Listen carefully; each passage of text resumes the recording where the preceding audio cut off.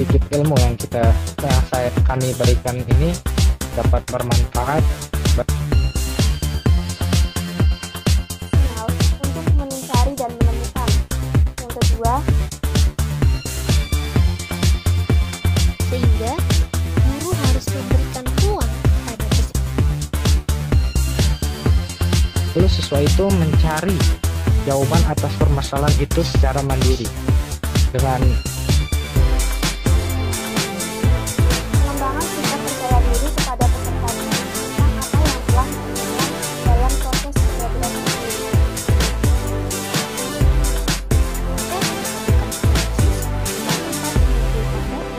Yang kelima, menguji hipotesis dan pernah merumuskan kesimpulan.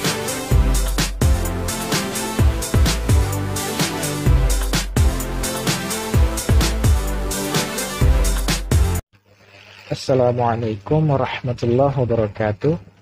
Alhamdulillahirabbil alamin. Assalatu wassalamu ala asyrafil anbiya'i wal mursalin wa ala alihi wa sahbihi ajma'in, amma ba'd.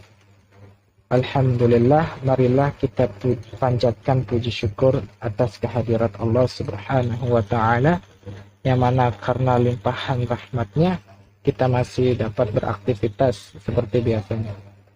Salawat serta salam tak lupa kita hanturkan kepada Nabi besar junjungan kita Nabi Muhammad Sallallahu Alaihi Wasallam, yang mana karena beliau kita dapat sampai kepada zaman yang terang benderang seperti sekarang ini. Terima kasih kepada Bapak Tanenggi selaku dosen pengampu yang sudah bersedia untuk mengampu dan membimbing kami dalam mata kuliah strategi pembelajaran. Oke, lanjut. Pada kesempatan kali ini, saya dan teman-teman saya dari kelompok 6 akan menjelaskan materi pada mata kuliah strategi pembelajaran, khususnya pada bab strategi pembelajaran inquiry. Perkenalan terlebih dahulu, nama saya Nur Hariski dan ada teman saya Bulan Kinasi dan juga Anggun Nurjana.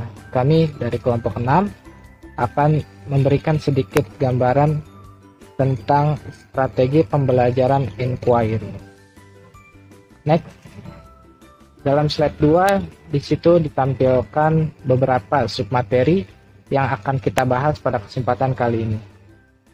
Yang A adalah pengertian strategi pembelajaran inquiry. Di situ kita akan membahas definisi-definisi pembelajaran strategi pembelajaran inquiry. Yang B adalah ciri-ciri pembelajaran inquiry. Di situ kita akan bahas tentang ciri-ciri yang melekat pada strategi pembelajaran inquiry itu seperti apa. Lalu yang C ada sasaran utama dari strategi pembelajaran inquiry. Di sini akan dibahas sasaran dari strategi pembelajaran model inquiry ini diperuntukkan untuk jenjang apa. Lalu yang D itu ada prinsip-prinsip penggunaan strategi pembelajaran inquiry. Di sini akan kita bahas prinsip-prinsip apa yang digunakan dalam strategi pembelajaran inquiry. Lalu yang E itu ada langkah-langkah pelaksanaan strategi pembelajaran inquiry.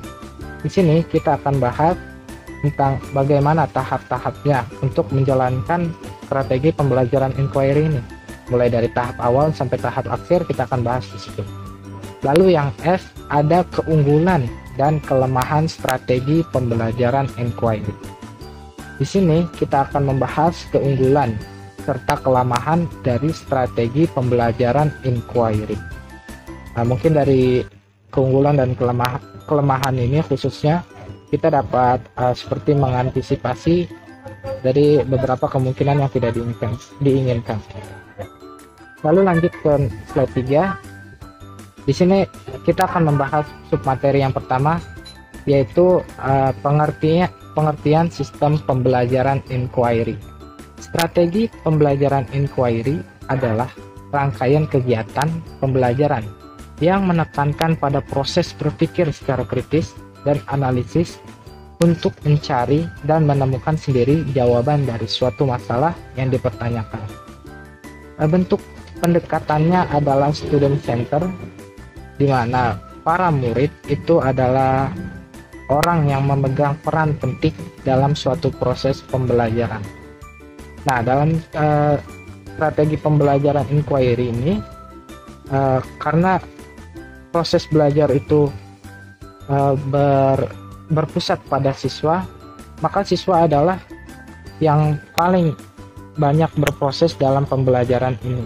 Seperti yang kita lakukan sekarang, kurikulum 2013 itu model pendekatannya seperti strategi pembelajaran inquiry ini sendiri, di mana para siswa diberikan suatu masalah yang dipertanyakan, lalu siswa itu mencari jawaban atas permasalahan itu secara mandiri dengan mencari referensi yang banyak dari buku-buku ataupun dari electronic book ataupun dari beberapa referensi lain seperti Google dan lain-lain.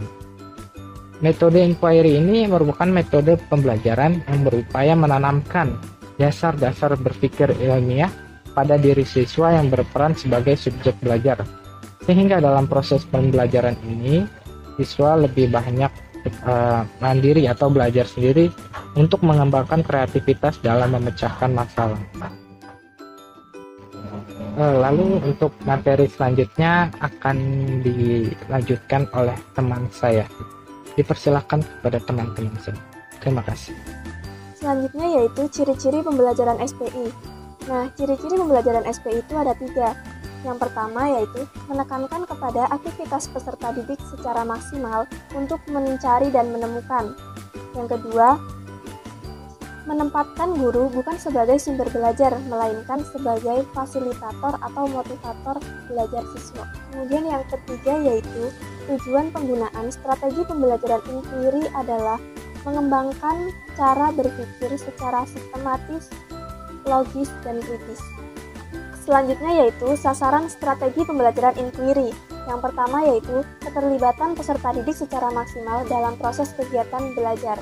Yang kedua yaitu keterarahan kegiatan secara logis dan sistematis dalam tujuan pembelajaran.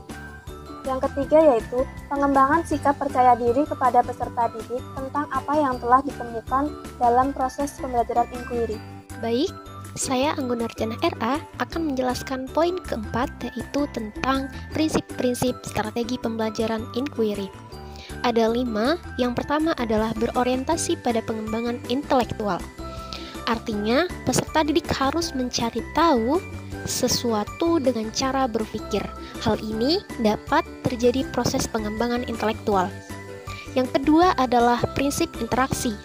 Peserta didik tidak hanya berinteraksi pada teman sebayanya saja atau pada gurunya saja, namun pada lingkungannya atau masyarakat di sekitar. Dalam interaksi ini, guru tidak berperan sebagai sumber belajar, melainkan sebagai pengarah dan sebagai pembimbing peserta didik dalam berinteraksi kepada siapapun. Yang ketiga adalah prinsip bertanya. Dalam hal ini, guru berperan sebagai penanya dan peserta didik sebagai penjawab. Sebab ketika peserta didik mampu menjawab pertanyaan dari guru, akan terjadi proses berpikir pada peserta didik. Sehingga guru harus mampu memberikan pertanyaan untuk tujuan-tujuan tertentu seperti mengetahui perkembangan kemampuan peserta didik dan lain-lain. Yang keempat adalah prinsip belajar untuk berpikir. Peserta didik harus mampu menggunakan otak secara maksimal, tidak hanya pada otak kiri yang berpikir logis, namun juga harus didukung dengan otak kanan, yaitu dengan emosi. Dalam hal ini, guru harus memberikan pembelajaran yang menyenangkan, yang menarik, agar peserta didik mampu belajar dengan emosi yang baik. Yang kelima adalah prinsip keterbukaan. Dalam hal ini, peserta didik harus diberikan kebebasan untuk mengembangkan kemampuan dan nalarnya. Sehingga guru harus memberikan ruang kepada peserta didik dalam mengembangkan kemampuan peserta didik masing-masing. Poin kelima adalah langkah-langkah pelaksanaan strategi pembelajaran inquiry atau SPI.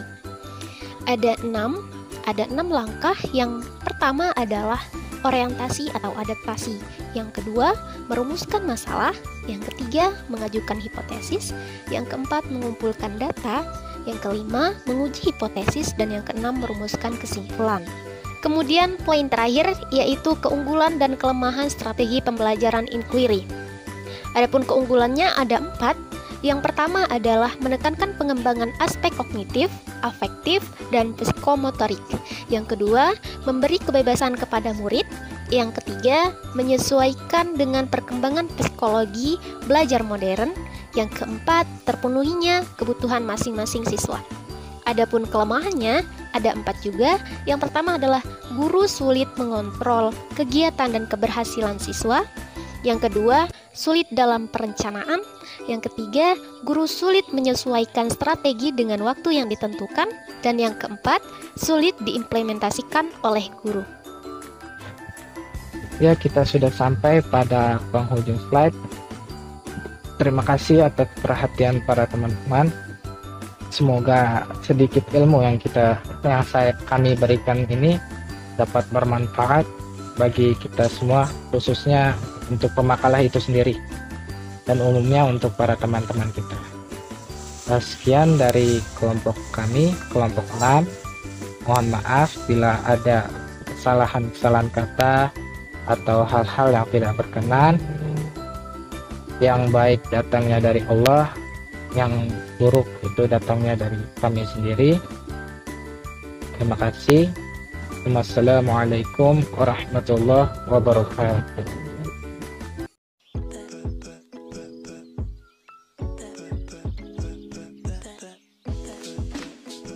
Yang ketiga adalah prinsip bertanya. Peserta baru mulai.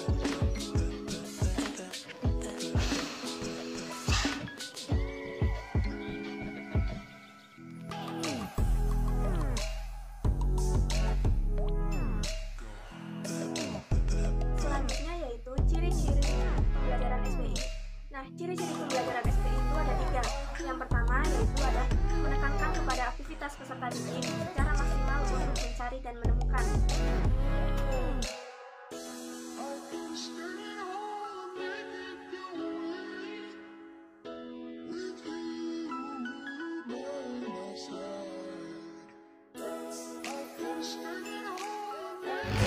Lalu untuk materi selanjutnya akan dilanjutkan oleh teman saya. Dipersilakan kepada teman-teman saya. Terima kasih.